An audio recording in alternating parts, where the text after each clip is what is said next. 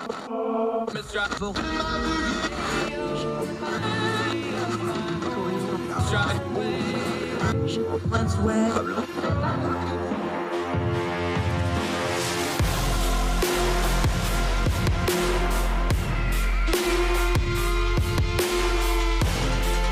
your host, Andrew Donaldson.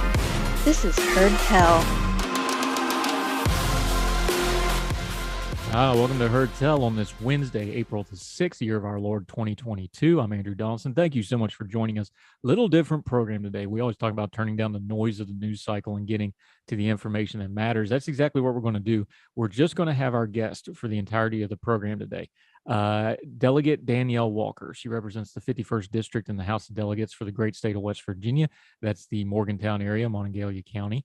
We're going to talk to her about some really hot button issues and some things that are going on in West Virginia, because you know how much I love West Virginia, but it's also universal things like the CPS system, things like broadband, food deserts, things like this. Those are political things that can be fixed.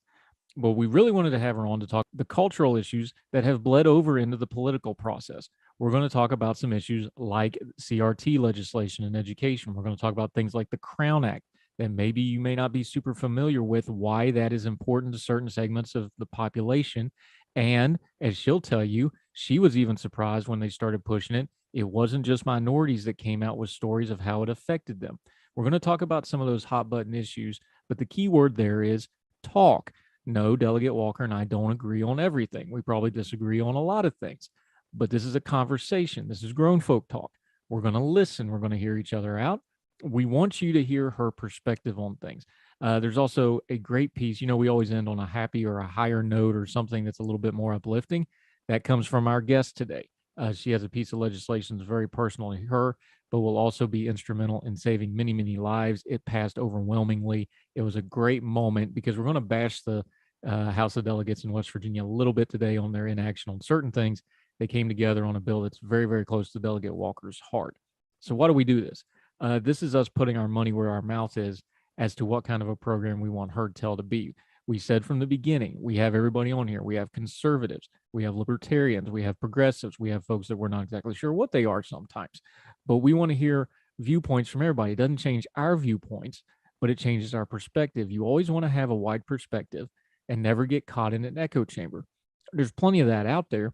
And that's one of the reasons we started doing this program, was we just couldn't find anywhere where you could get multiple viewpoints, still grounded in principles. We're not going to change who we are at the core, but we can adjust how we do things and how we view certain things based on the world around us. Because what happens is, if you sit down and talk to people like Delegate Walker was good enough to do with us here, you get past the ideologies and the buzzwords and even the policies to a large extent and realize what you're really dealing with is people. And if you can keep things people-centered, even on things that have a great divide on them, you can at least empathize, you can at least sympathize maybe a little bit, and you can start finding some inroads to make things better. Because the truth of it is, just othering each other and making everybody the bad guy isn't going to really do us any good, because we're still going to all be having to live together. We have a representational system of government. And if all we do is make the other person the enemy, or the other side the enemy, or otherize them into their ideology and buzzwords and start forgetting that they're people, we're just digging trenches we're all going to die in, at least metaphorically. So today, we're going to put our money where our mouth is. We're going to talk to Delegate Danielle Walker from the West Virginia House of Delegates. She's been a longtime activist. She has a wonderful story that she's going to lead off on, what brought her to West Virginia, why she loves the state so much. I'm going to delve into the history of it. We're going to talk about touchy issues, CRT, race. What does it mean when somebody says colorblind? How does that land with her? Going to talk about the Crown Act. Going to talk about how discrimination like that affects freedom and liberty, something we should all be able to agree on. This is going to be grown folks stuff. So prepare yourself, but we're very proud of it. We're happy to bring it to you. You'll probably be challenged on your thinking. You might get mad at some points. You might go, at some points. And we hope at the end of this, you will have learned something. Thrilled to have Delegate Danielle Walker with us on the program today. Hope you enjoy it. We'll continue with her right after this on Heard Tell.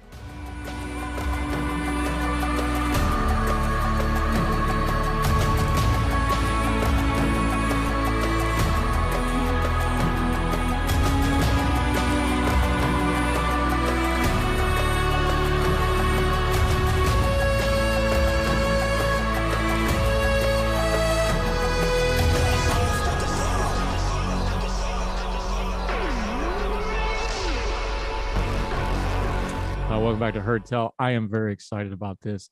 Thrilled to have with us a sitting delegate from the great state of West Virginia's legislature. She represents the 51st district. That's Monongalia County. That's up around Morgantown Way. The Right Honorable, because you are an office holder, Danielle Walker. How are you, ma'am? Thank you so much for the time today. I'm doing well. Thank you for having me. I am humbly honored to get the invite and actually make time to be here to speak with everyone. I'm thrilled to death to have you.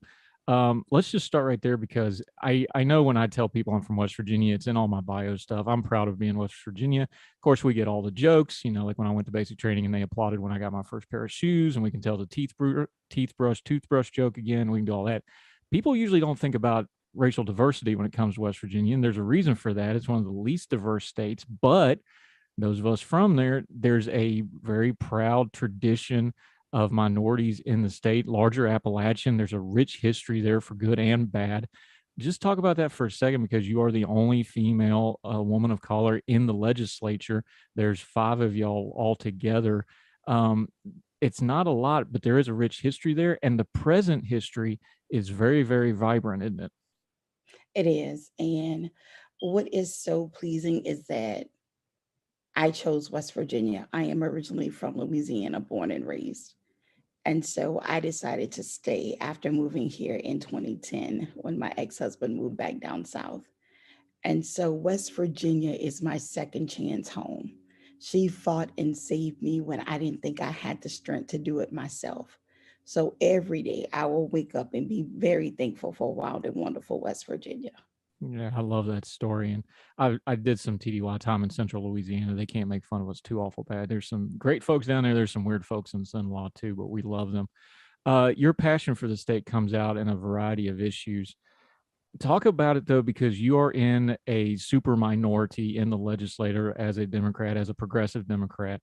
But y'all still getting some legislation. Our mutual friend Kayla Young, who's been on the program, she was joking. She finally lost one. She was like 9 for 10 this session.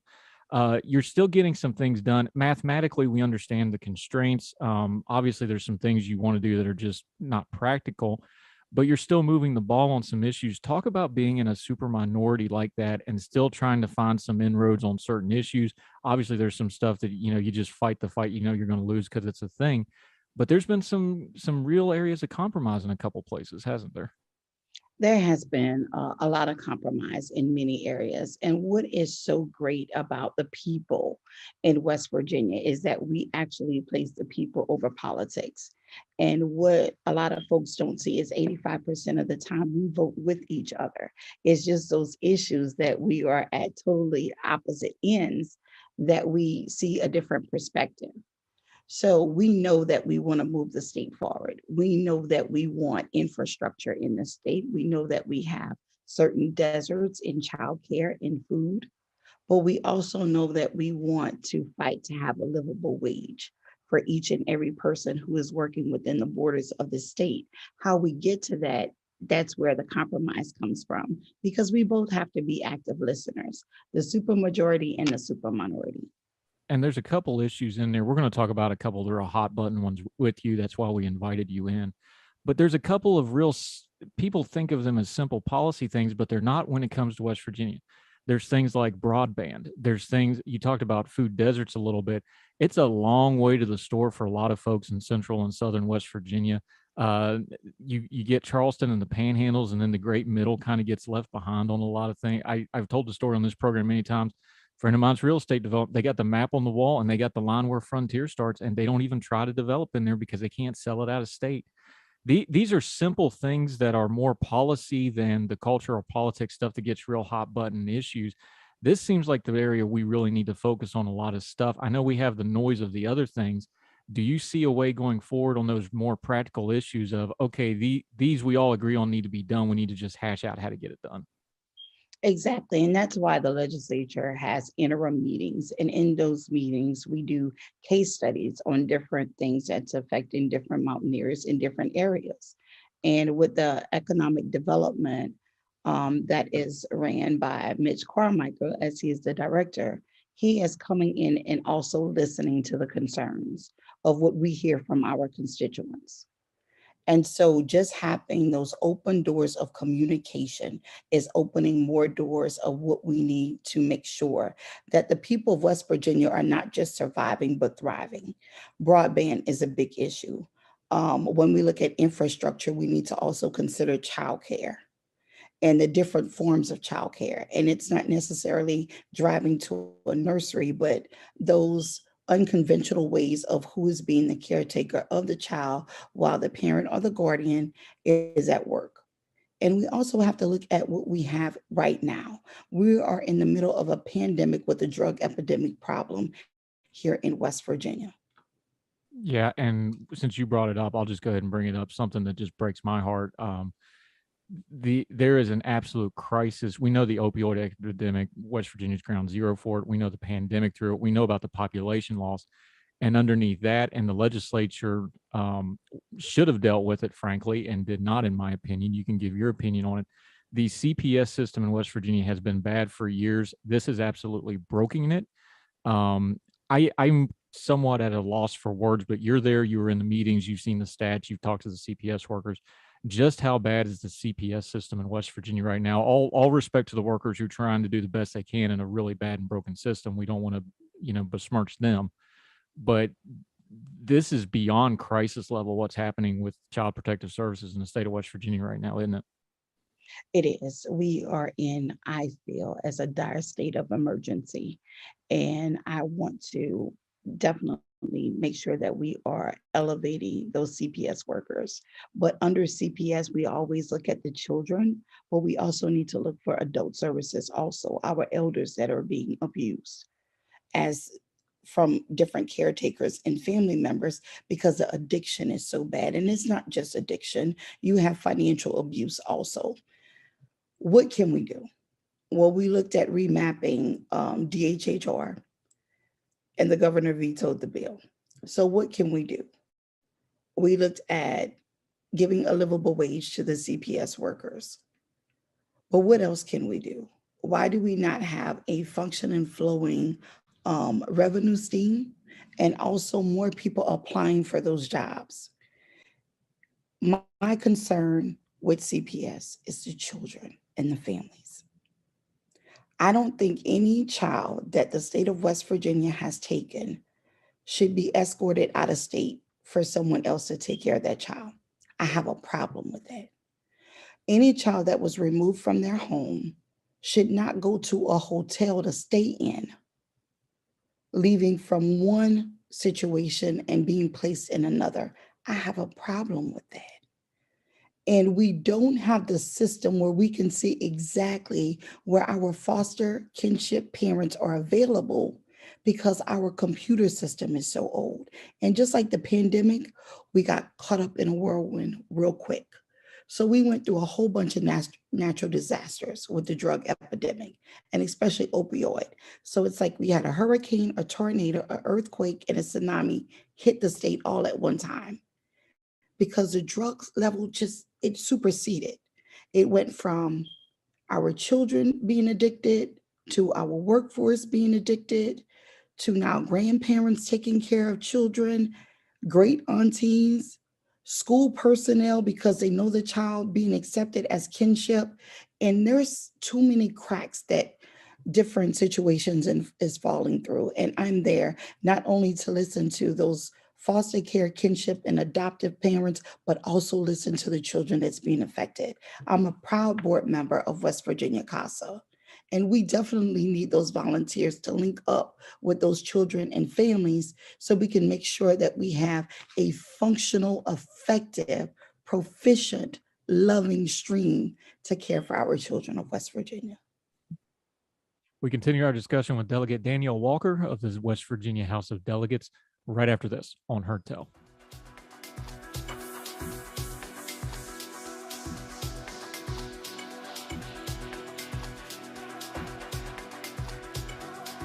Yeah, I remember talking to Delegate Danielle Walker with us.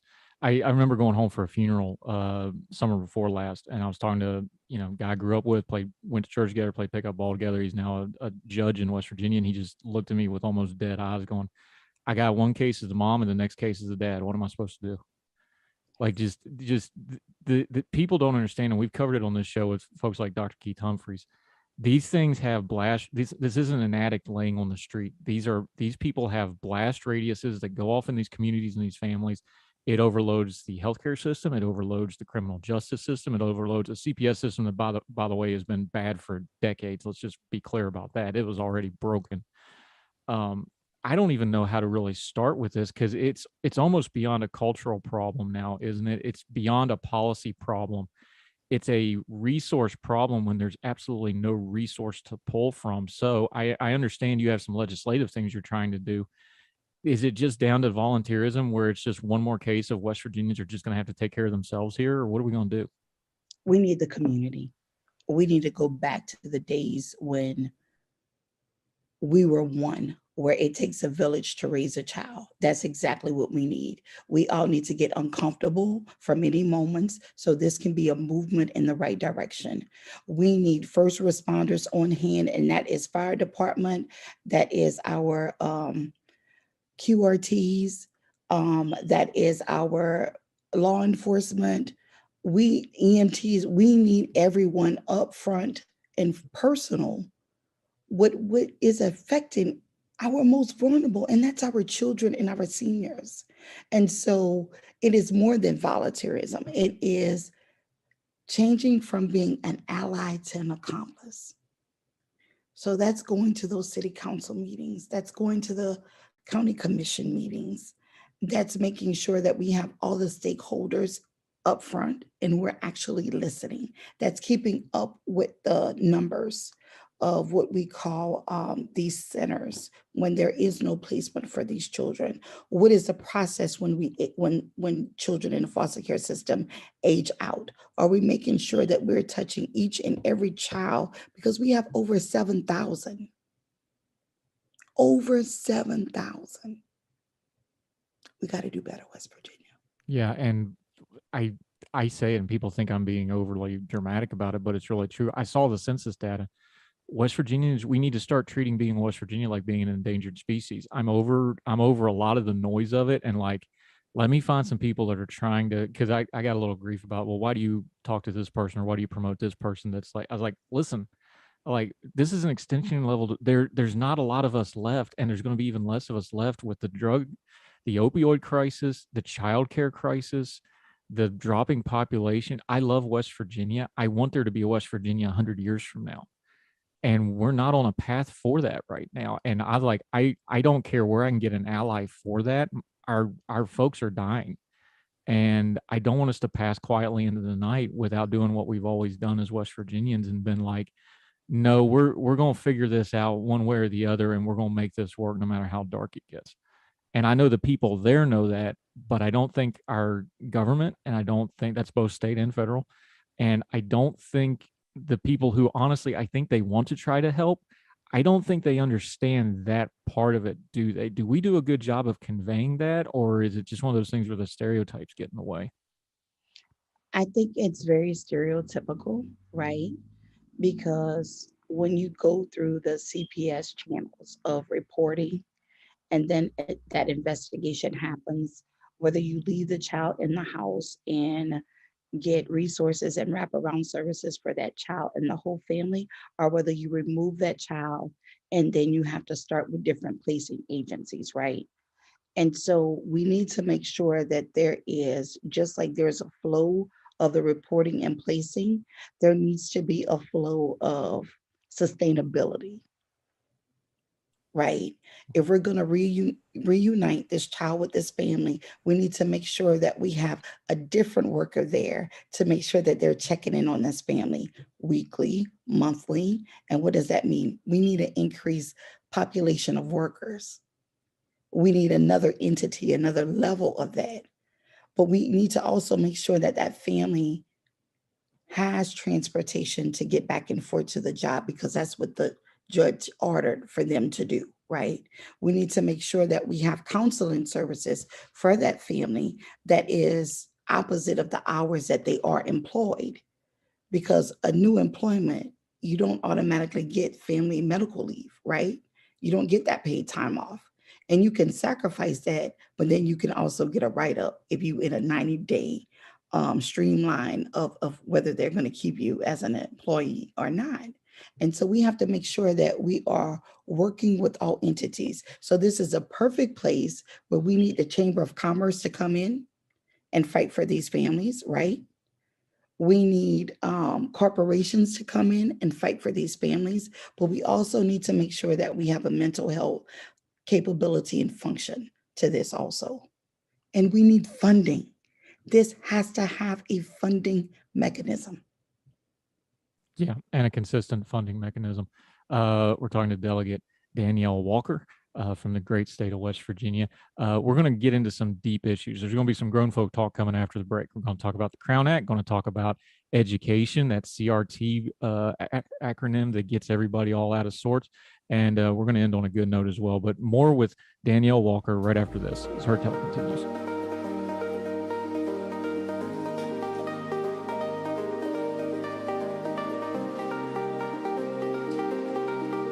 Hi, welcome back to Heard Tell. Continuing with Delegate Danielle Walker out of the 51st District of the great state of West Virginia. Y'all know how much I love my home state. But now it's time for some grown folk talk on some tough issues. There's been a couple very controversial bills. Let's start with one that actually just got some play in the U.S. Congress, but you've been trying to get it done in West Virginia. It's called the Crown Act. It deals with a prejudice, but let's assume a wide spectrum of the prejudice comes out of ignorance. So let's deal with the ignorant. For people that just don't understand or don't know, or maybe they just haven't been exposed to different ethnicities, why is this such an important thing to folks, the Crown Act, natural hair care, these types of issues? How would you, when you're having these meetings in Charleston, I'm sure you've had to just sit down and explain it to somebody like, okay, this is what this really means, and this is what we're trying to change. How do you go about that? Well, what we have to first look at is what the dark past has taught us. And when it came to natural hair and the black and brown communities, it was always discriminatory. When we look back in the 1700s, there was a bill by a Louisiana governor called the Teon Act. And a Teon is a hairdressing where you tie your hair up. And it was focused on freed Black women. It was a group of white women who went to the governor who said, the exotic styles of hair that these women are wearing, they are bringing chaos to our husbands. We need this to stop. So the governor deemed this the Teon Law, where free Black women had to tie up their hair so they wouldn't be a distraction to others. But what they did in tying their hair, they embedded it. They bedazzled the scarves. They dyed the scarves. They put gold ornaments on the hair. And so that brought on some generational trauma. When you look at braiding, and we must understand that Black history didn't start with slavery, but in the United States of America, it's something that is very deemed where you see Black people in the oppression, right? So braiding was a style. It was something that was cultural from Africa. And what these men and women started doing was braiding maps to the north in their hair. What they used their hair and the braiding for was to put seeds from their native land as they were moving from one plantation to another, or even as an indentured servant or a freed person, they would embed the seeds in their hair so they can keep that as heirlooms. Fast forward, we started with the Afro, and that brought some political strange, like, why are we doing this? We got away from the European style of putting perms and relaxers and straightening hair. So we went through the 60s with the civil rights movement of Afros, and then we started transitioning things back. But as we learn history, the style started to come back again. So braiding, so we look at a French braid, have no problems with it. But when you start looking at locks, and Bantu knots and different type of protective styles, then that was deemed as being unprofessional. When you were going to an interview, you made sure that you didn't wear your natural hair or you wore a wig that you thought would be accepting to the person that was going to interview you. And after you got the job and you went through your 90 days, then you may have started a little bit at a time, start expressing yourself, whether that would be with the cornrow, which was like, what are you doing to your hair? Like, we prefer your hair the other way. Then the write-ups would come.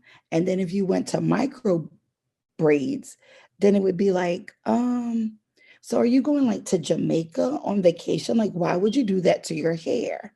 And then it was like, can I touch your hair? Or, yeah, that's not what this office and what this corporation is about.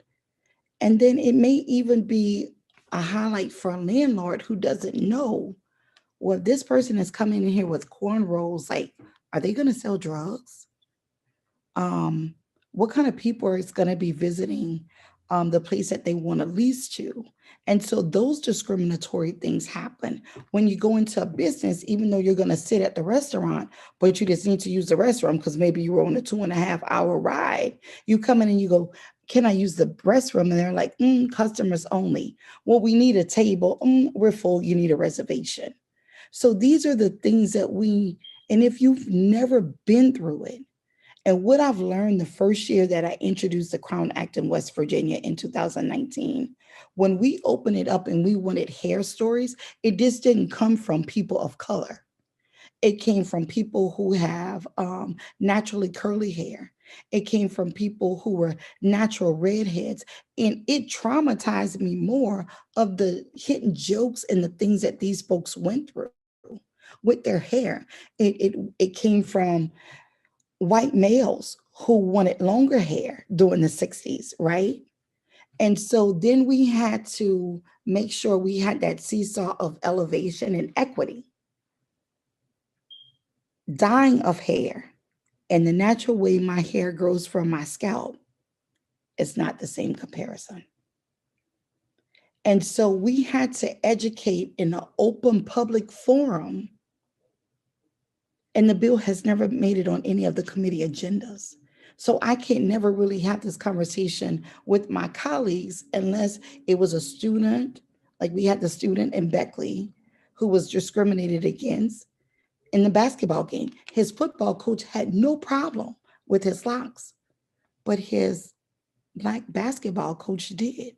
And that young man went into that locker room and tried to comb his hair out. And it wasn't, yes, I introduced the legislation, but when his mother went with the lobbyists to the Senate side and Senator Trump heard the pain and the exhaustion of this mother, he originated the bill in the Senate. That's who we are as Mountaineers. Yeah. And for the people that say, well, businesses have a right to say what they deem professional. Okay, that's fair enough. But let's consider this. The United States military relaxed their standard on natural hair in 2014, although they worked on that for a couple of years before that happened. They released their restraints on locks in 2017, and they just redid it again last year in 2021 because they come to find out it's really, really hard to get exact. It's the military, so they're like 3/4 inch, 1 1/4 inch. It's really hard to get locks in that exact thing. So they went back and revisited again last year. If the military, where it really is a life and death issue to make sure you have a dress and appearance, I think we can do something with discrimination because, again, what's the point? Do you want to fight the hill over how somebody looks, or do you want to get people jobs and by extension freedom, because economic freedom is freedom? That's where I fall on that. And it's one of those things where, look, I didn't know a whole lot about it. I grew up in the middle of West Virginia where we were, 99% white because we had, Chinese restaurant and that sort of thing. That I didn't know either until I went in the military. And now I have peers, and then I had subordinates, and I'd have female troops. And I found out, like, man, it takes them 2 hours to get uniform appropriate to come to work every morning. And let me ask you it this way. Is it one of those things where we talk about discrimination in such big terms, and we should, because, racism is a problem, prejudice is a problem. There's a lot of this little everyday stuff that, like you said with that, if we just tell the human side of it, is like, this is my experience, hear me out on this. I think we could turn down the noise on a lot of this stuff and just connect on a human level. You'll still have the people who just want to be evil and don't want to give people a fair shot. But I think the vast majority of people, those stories would hit home, don't they? Of course they do. And this is why we do the Crown Act rally every year in the legislature. I want to commend my colleagues who came down this particular session and listened. And at the moment, there was 3 high school students that were speaking their lived experience of the discrimination that they went through. And right after that, there was a young lady who was on a cheer competition team who spoke her truth. And you could see the pain, but the resiliency in them taking a stand of being comfortable in wearing their natural hair. And a lot of it is protective styles. So you can accept someone who wears a protective style if they are a cancer patient and they lose all their hair. We can accept them wearing a scarf or a headdress, right? We can accept them wearing a wig. But as an African American woman, can you accept the diversity? Because I don't look like I have a certain illness, I do. And these protective styles keep me from being sicker than what I am, right? It's the years of relaxing your hair and having those harsh chemicals. Now there's studies that they can promote breast cancer a little bit faster in African American women than anybody else in the US. So these are the things, there's science behind this. And there's studies behind this. And there's real harm behind this. And it's time that we move forward. We continue our discussion with Delegate Danielle Walker of the West Virginia House of Delegates right after this on Heard Tell.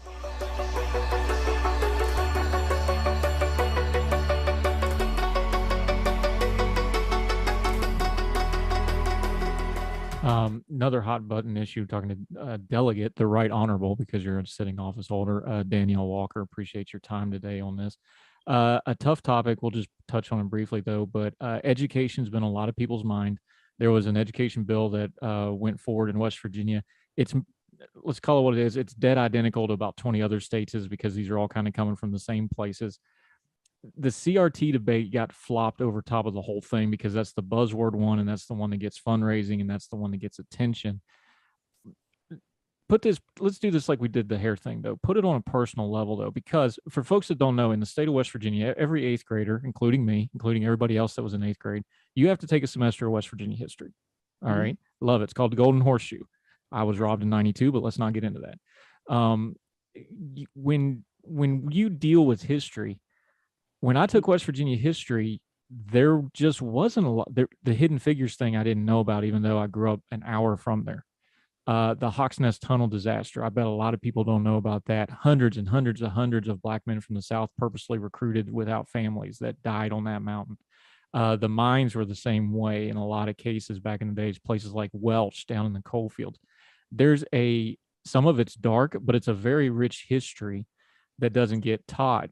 But because they're legislating on the bill, and I'm just going to put it this way, part of my problem with the CRT legislation is legislation has to be black and white, and these folks can't even define what CRT is, pro and con.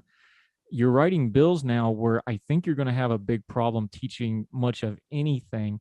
Is that how it landed with you too? Because you have a perspective that I don't have. You tell me, how should we be addressing these issues? Because I know for a fact, because I grew up in West Virginia and I came through West Virginian schools, they don't teach this stuff. And I doubt it's gotten a whole lot better. How do we make it better without having this nebulous legislation that's just going to kind of muddle the water on everything at best and harm things at worst? The best way that we can go through this is to lean on the professionals that are in the classroom, and that is our educators. And our educators have master's degrees and doctorates in the classroom. There is always an open line of communication. My family moved here in 2010. My oldest son, my late son, was an 8th grader. All of us learned that 8th grade history. What we did not learn was Katherine Johnson, Carter G. Woodson, the father of Black History Month.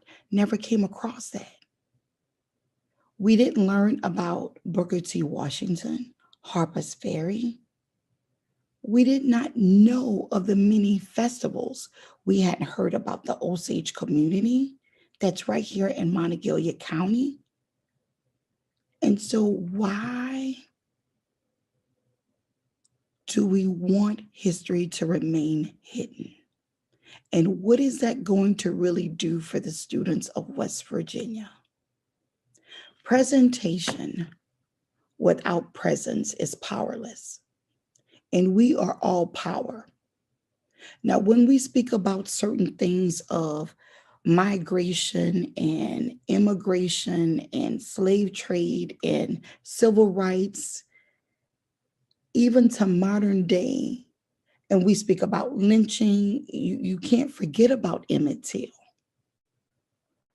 And I do my due diligence, especially during Black History Month, is to pick up, I just didn't pick up any Black history. I chose West Virginia Black history for a reason. And to have my friend, my colleague, a Republican from the Charleston area, Delegate Pack, says, I learn something every time you post something. And it's on Twitter. So it's just 1-2 sentences. That's it. He said, and I've lived here all my life. I'm going to go back and take a ride through Charleston again. If we can start being open-minded, I don't want you to feel anything, but I don't want you to disregard the generational trauma. Most hurtful is removing books about Ruby Bridges, Martin Luther King Jr., and Galileo from certain school libraries. I have a problem with that because that's the first persons that you use to quote. Katherine Johnson is an honorable American, just as Robert C. Byrd is. But you see Robert C. Byrd named on many hospitals all over, roads, bridges. But Katherine Johnson had to hit the big screen for you to know her name, not even remember it. 36 things in the state of West Virginia with Robert C. Byrd's name on it, for those of you keeping score at home. Talking to Danielle Walker, I want to ask you this question. It's a little indelicate, but I'm just going to phrase it to you the way you said it. Yes. Let me phrase it to you this way. Because the response to this is, I've heard it from friends on the right and the left, some of them too. They say, well, this just makes it too controversial. We want to have a colorblind society. We want to treat everybody equally. You had a quote when you were speaking to a crowd. It was actually during a rally back about 2 years ago. And I wanted to ask you about this because the way you phrased it, I want you to explain it to me and the folks in the audience as well. You said, and I'm paraphrasing it just a bit, you said the problem with being colorblind is if everybody's colorblind, then they'll never actually see me. What is it you meant by that they won't see you? Because it sounds good. We want to live in a colorblind society. We want everybody to be equal. But what does that mean to you when you say, well, then they don't see me? Does that tie into all that history we were just talking about? It does. And it goes back, and I may get a little emotional.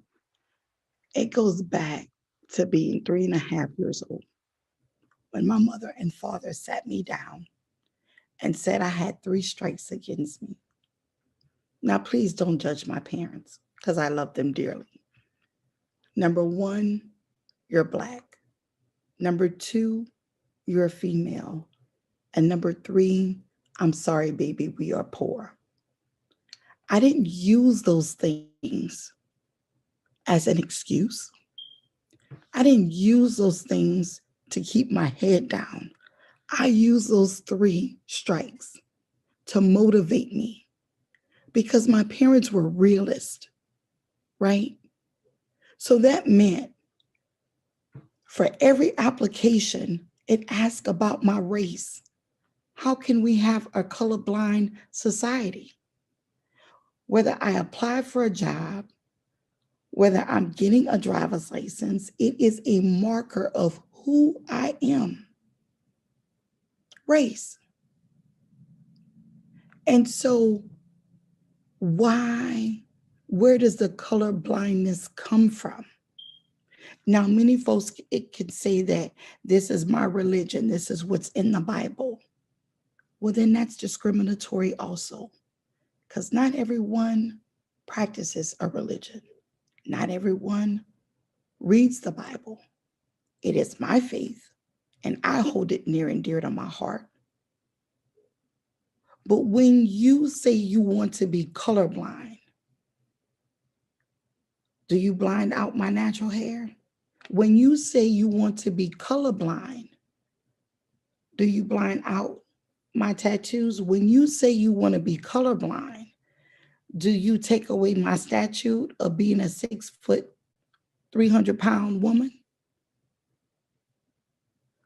Do you go colorblind if you see my sons walking into a store and you clutch your purse?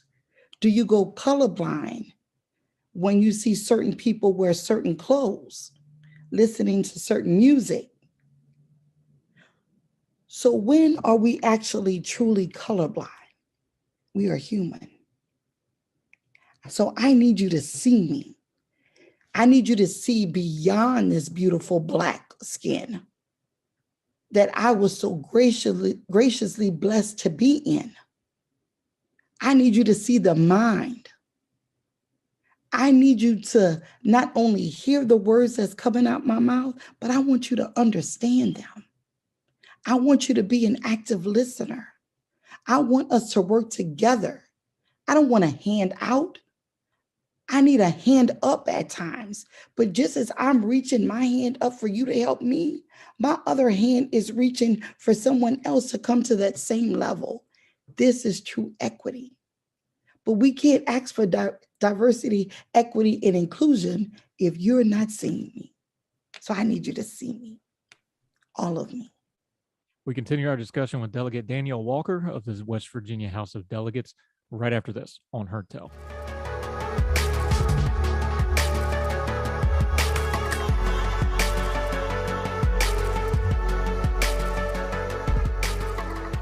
Delegate Danielle Walker, so appreciate that. Just real quick, I want to end on a high note. It's not all fisticuffs in the West Virginia legislature. It's your story, so I'll let you tell it. You got a bill passed that is very, very meaningful to you on a personal level. The Dimitri Walker Blood Program legislation, just real quickly in the time we got remaining, can you let folks know what that is? And a great moment together. Saw a lot of folks crying when they signed that thing, both sides of the aisle, including you. Understandably, let folks know what that was real briefly, and that one of the great moments of West Virginians coming together. Let them know what that was.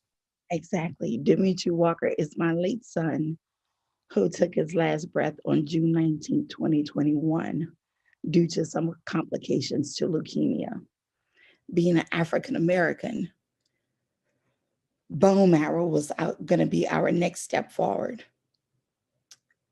This was not the first time Demetri had a bone marrow biopsy. He was diagnosed in less than a month and died. So I wanted to make sure that we brought awareness to every West Virginia. So House Bill 4631 was signed by Governor Justice on March 28th, and it is the bone marrow and peripheral blood stem donation program that will be an online brochure that will be monitored by the National Marrow Bone Donor Program. That's where we're going to get all the information from. We will make sure we have all the stakeholders there. This is a new progressive form of healthcare here in our wonderful state, where we have so many wonderful healthcare facilities, people learning about healthcare, and this is keeping my sons, my king, life and legacy alive. And I am so humbly honored that my colleagues stood with me, by me, because they heard and they seen our story. Thank you. Yeah, I'm very happy to have you with us, Delegate Danielle Walker, today. I like emphasizing the things where we can find some agreement on. There's plenty of stuff we don't agree on, but part of grown folk talk, we've lost this in social media ages. People just know what they don't agree with, so they just don't waste a lot of time on it. They just spend some time. I like doing that. I do hope to have you back again soon. There's going to be a lot of other issues. There's some stuff I want to get to. We just ran out of time for today. So I want to have you back. Until we get you back on the program, though, let folks know where they can follow you, social media, your website, and where they can keep up with what you're doing in the West Virginia legislature and in your advocacy as well. Yes, so we are on all social media platforms. We're on Facebook, Delegate Danielle Walker for House. We are on Twitter, Danny for WV. We are on Instagram, same thing, Danny for WV. We have a website, DanielleWalkerWV.com. Please follow us. Please send us your policy ideas. Please let's have a grown folks conversation, as Andrew said. And I'm always here to do my job, but I need you to do yours too. Yep, I appreciate you very much. Thank you so much for the time out of your busy schedule. I know you got some really exciting and important stuff coming up that we won't reveal here. You can do that on your own. You can tell us all about it next time you come back. Look forward to talking to you again, ma'am. Thank you so much. Thank you. That'll do it for Heard Tell today. A little bit different program, but this goes into the core of what we do at Heard Tell. We turn down the noise and get to the information we need. And sometimes that involves talking to people and listening, folks you normally wouldn't hear from, folks maybe you've never heard out before. Doesn't mean we agree with everything they say. We can listen, we can learn things. We don't assume. Don't just take the buzzwords and the talking heads' word for it. Don't just smash send on that big social media account that you follow because they got a big name and a big following. If you're wondering about something, ask. And if there's a people group that's different from you or people that think differently from you, you use this social media for something other than cat pictures and yelling at people in Washington. You can reach out and talk to them. People that are different from you, people from other parts of the country, people on the other side of the world for that matter. You can use your social media to talk to them. You can learn from them. You don't have to guess what they think or take somebody's word for it. You can find out for yourself. It's what we're going to continue to do on Heard Tell. We'll keep doing it as long as you keep watching and listening. However you're watching and listening, please make sure you're subscribing. It's very important for a lot of reasons. One is that way you don't miss anything we're doing. We make sure you get everything we put out for you. Two is it lets us know what you are and are not watching and listening, so we can make adjustments that way. You can reach out to us, heardtellshow@gmail.com, heardtellshow at Twitter, whichever one you want to do. We've done whole segments just based off what people have asked about, or they've had a question, or they wanted to touch on a topic. We've even reached out and had people on the show because they reached out. So this is a participatory thing. Please participate. We'd sure appreciate it. Make sure you leave ratings and comments. That's really important for us. Lets folks know our little program is worth checking out. So till we see you tomorrow, a little bit more normal show on tap for tomorrow, but still more great guests, more great news, turning down the noise of the news cycle. I can't wait. I hope you can. Heard Tell Show tomorrow, wherever you and yours are. We hope you're well. We hope you're well fed. And we'll talk to you tomorrow on Heard Tell. All the music on Heard Tell is provided under a Creative Content license from monstercat.com.